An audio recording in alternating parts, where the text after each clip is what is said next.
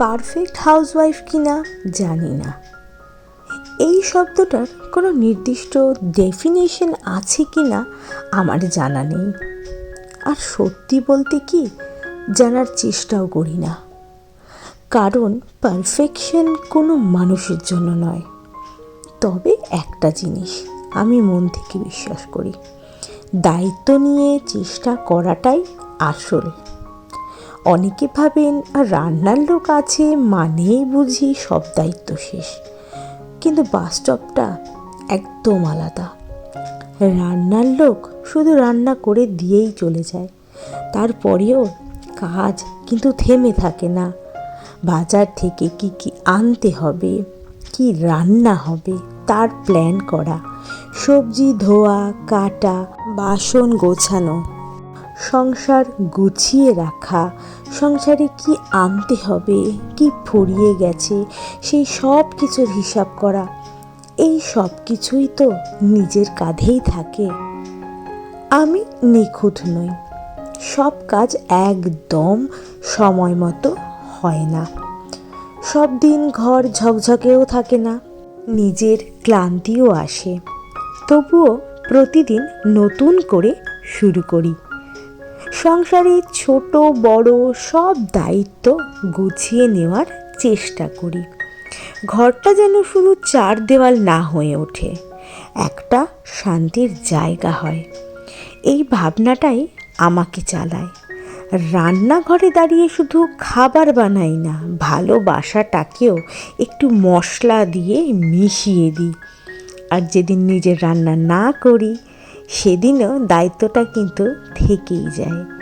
কি খাবে সবাই, ঠিকমতো হয়েছে কি না, সময়ে খাওয়া হলো কি না, এই নজরদারিটাও কম কিছু নয়। অনেকে ভাবেন এসব তো স্বাভাবিক কাজ, কিন্তু সত্যি বলতে কি, এই কাজগুলো ঠিকঠাক না হলে সংসারের পুরো সিস্টেমটাই অফ ট্র্যাক হয়ে যায়। আমি সেটা জানি, তাই দায়িত্বটা হালকাভাবে নিই না। ক্লান্ত হলেও কাজ থামাই না, কারণ জানি আমার পরিশ্রমেই সংসারের ছন্দটা ঠিক থাকে। আমি নিজেকে আদর্শ বলে দাবি করি না, তবে আন্তরিকতা নিয়ে কাজ করি, সেটুকু বলতে পারি। ভুল হলে শিখি, না পারলে আবার চেষ্টা করি। কারণ সংসার মানে শুধু দায়িত্ব নয়, এটা একটা লং টার্ম কমিটমেন্ট, যেখানে প্রতিদিন একটু করে ভালো করার চেষ্টাটাই আসল। তাই পারফেক্ট হাউসওয়াইফ কিনা জানি না, কিন্তু দায়িত্ব নিয়ে সংসারের সব কাজ গুছিয়ে সুন্দর করে করার চেষ্টা করি। এটাই আমার পরিচয়। আর সত্যি বলতে কি, এই চেষ্টাটাই আমার কাছে সবচেয়ে বড় সাফল্য। গুড মর্নিং, কেমন আছো তোমরা সবাই? আশা করি খুব ভালো আছো। প্রথমে বড়দের আমার প্রণাম, ছোটদের আমার অনেক ভালোবাসা। আজকের ইন্ট্রোটা দিতে অনেকটা দেরি হয়ে গেল, কারণ এর আগে অনেক কথা বললাম তোমাদের সাথে, মানে শেয়ার করলাম আমার মনের কিছু কথা। তো ঋষিও তো স্কুলে চলে গেছে, ও টিফিন সব কিছুই তোমরা দেখতে পেলে। আজকে পাস্তা আর মিষ্টি দিয়ে দিয়েছিলাম, আর বিস্কিট বাস টিফিনে দিয়ে দিয়েছিলাম। রান্নাবান্না সব কিছুই মোটামুটি কমপ্লিট হয়ে গেছে। আর এখন এই যে একটু ঝাড়ু পোছা তো করতেই হয়, আর প্রচণ্ড ধুলো জমে গেছে, দেখো কেমন ধুলো উঠছে। আর আমার হাঁচিও কাশি এগুলো দিচ্ছি, হাঁচি কাশিতে শুরু হয়ে গেছে আমার। আর আজকে ভাবলাম কি, রান্নাঘরে যে আমার এই স্টোর ক্যাবিনেট, মানে এটার মধ্যে আমি যত আমার গ্রসারি আছে, গ্রসারি ক্যাবিনেটটাকে ভাবলাম আজকে একটু পরিষ্কার করে নিই, কারণ একদম অগোছলা হয়ে পড়ে রয়েছে। তাই জায়গার জিনিস জায়গায় রেখে দিলে না আমারই দেখতে সুবিধা হয় যে কোনটা আছে কোনটা নেই, সব কিছু মোটামুটি চোখের সামনে একদম পরিষ্কার থাকে। তাহলে আমি পরে সেটা লিস্ট তৈরি করে অনলাইন বা অফলাইন যে করেই হোক, যে মানে যেভাবেই হোক সেভাবে অর্ডার দিতে সুবিধে হয়। তাও এই যে মোটামুটি সব গুছিয়ে একদম সুন্দর করে রেখে দিলাম। আর পাশের যে কৌটোটা দেখছো না, একটা দেখো ডান সাইডে আছে, ওইটা হচ্ছে, হ্যাঁ এই কৌটোটা, এটার মধ্যে আমার যত মশলা থাকে, মানে এই গোটা মশলা যে সমস্ত থাকে, গুঁড়ো মশলা যেগুলো প্যাকেট করে, এটা আমার স্টোর করে রেখে দিই। এর থেকে নিয়ে নিই কৌটোগুলোতে, ছোটো ছোটো কৌটোতে ঢেলে নিই। তো এগুলো গোছানো কমপ্লিট। এখন বেরোলাম, ঋষির জুতো একটুখানি ঠিক করতে হবে, তার জন্য একটু ওষুধ আনতে হবে, জোয়ান আনতে হবে। চলো দেখি দুটো দোকানটা খুলেছে নাকি। যেই দুটো কাজ নিয়ে বেরিয়েছিলাম একটা তো হলো না, তাই ভাবলাম যে না ওষুধটাকে নিয়ে নিই, আর রাতে বেরিয়ে মানে সন্ধেবেলা বেরিয়ে জুতোটা ঠিক করে নেবো। কোনো কাজই হলো না, এসে ওষুধ নিয়ে শুধু চলে আসলাম। জুতোর দোকানটা বন্ধ, কিছু কিনতে পারলাম না, শুধু ওষুধটা নিয়ে চলে আসলাম, অ্যালার্জির ওষুধটা। চলো, আর এই ছাতা খুলে নিয়েছি, বাবা মা কি রোদ উঠেছে, মাথা ধরে যাবে।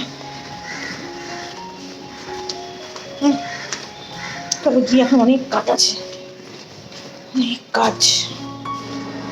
রান্নাবান্না তো হয়েই গেছে, এখন অনেকগুলো কাজ আছে, সেগুলো করতে হবে। ছাদটা এখন পরিষ্কার করতে পারি না, কি কারণ ভীষণ পাতা ঝরছে এখন গাছের সব, আর ছাদ ভীষণ নোংরা হয়ে আছে। সুগাকে বলেছিলাম তুমি ছাদটার জল দিয়ে ধুইও না, কারণ শুকনো চাই আমার, কারণ পাতা পরিষ্কার করে সিঁড়ি পাড়ি আমি করে দেবো, আর কালকে তুমি করবে বললো। ঠিক আছে, রান্নাবান্না করে কাজকর্ম করে চলে গেছে।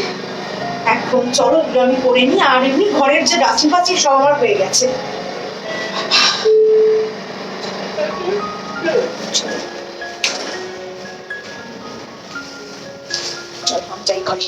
সব গাছগুলো থেকে পাতা পড়ে ন্যাড়া হয়ে গেছে, আর ছাদটা ভীষণ নোংরা হয়ে গেছে। বিশেষ করে অপরাজিতা গাছের পাতাগুলো ঝরে ঝরে পড়ে যাচ্ছে। এখানে যত পাতা দেখছো না একসাথে সব কিন্তু অপরাজিতা গাছেরই পাতা, চারিদিকে ঝরে যাচ্ছে। আর জবা ফুলের গাছের পাতাগুলো হলুদ হয়ে যাচ্ছে, সেগুলোকে আমি তুলে তুলে ফেলে দিই।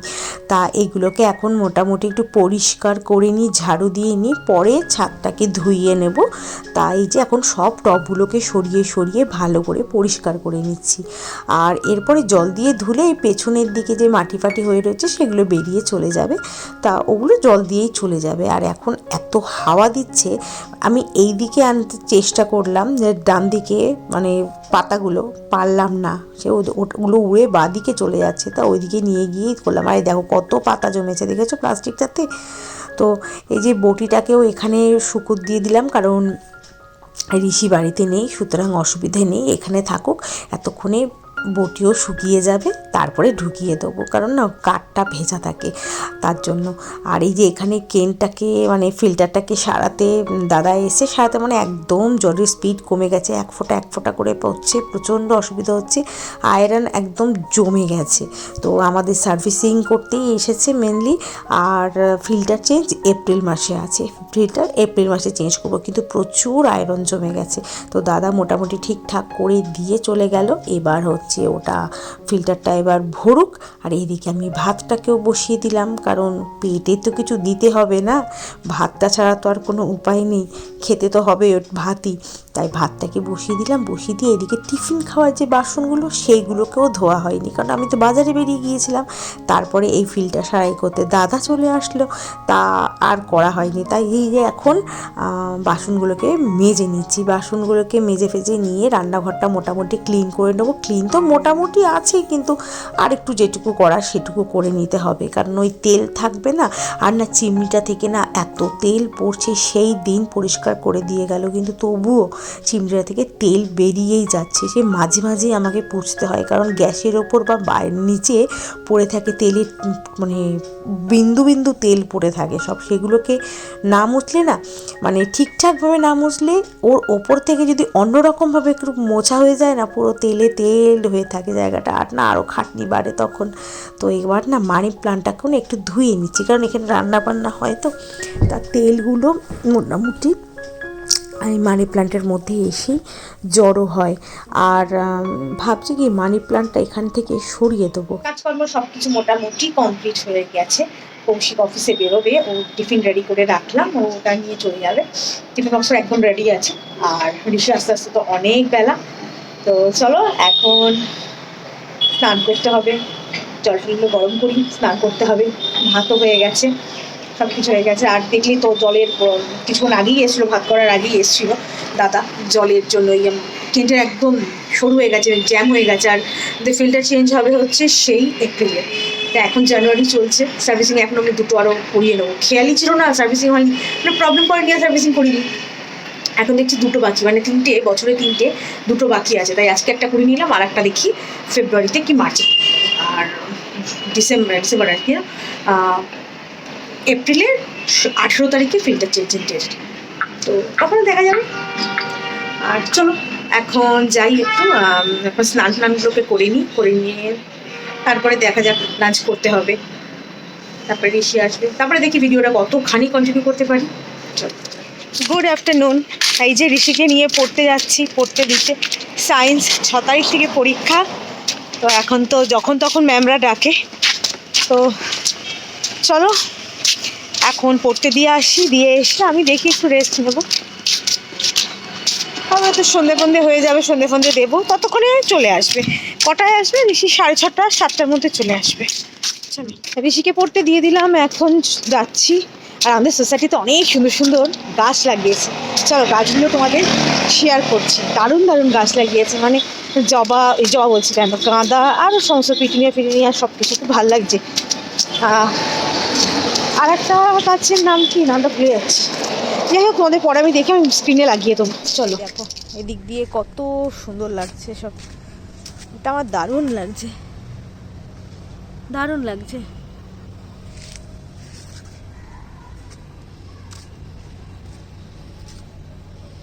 এটাও ভালো লাগছে, এটা এইদিকেও আছে সেরকমই।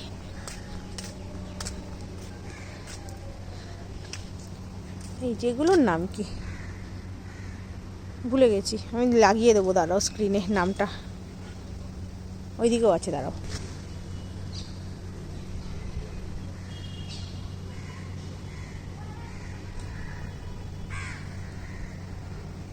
বেশ সুন্দর কালারগুলো। আর এইদিকে এই যে পিটুনিয়া, সব অনেক ফুল ফোটেনি এখনো, ফুটবে। ওদিকে সারি সারি লাগিয়েছে, ওই দিকেও আছে সারি সারি, দেখতে পাচ্ছ? দাঁড়াও জুম করি। এই যে সব সারি সারি লাগিয়ে রেখেছে। পাও, কালারগুলো কি সুন্দর, দারুণ কালারগুলো। আর একটা আছে ওইদিকে, দাঁড়াও চলো দেখাচ্ছি। ফুটেছে, হ্যাঁ ফুটেছে।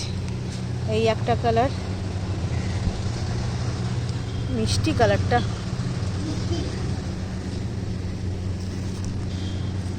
এইটা কি দারুণ, দেখেছো?